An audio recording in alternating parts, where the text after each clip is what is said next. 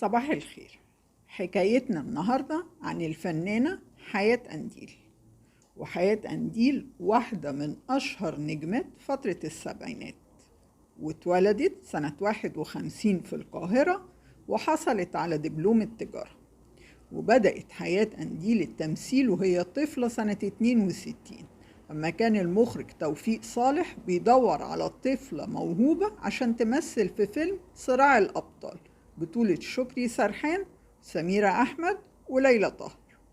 وبطلت حياة قنديل تمثيل لحد ما كبرت، واشتركت في واحد من أجمل الأفلام المصرية وهو فيلم دائرة الانتقام بطولة نور الشريف، يوسف شعبان، وشويكار، وميرفت أمين، وكان دورها في الفيلم أخت نور الشريف. وشاركت حياة قنديل في حوالي 40 فيلم، منهم اذكريني، المنحرفون، حتى آخر العمر، أجمل أيام حياتي، إمبراطورية ميم. واتجوزت الفنانة حياة قنديل من الفنان فكري أباظة، أخو الفنان الكبير رشدي أباظة، بعد قصة حب معروفة ومشهورة.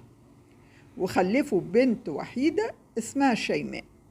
وقررت حياة قنديل اعتزال الفن نهائيا والتفرغ لبيتها وأسرتها.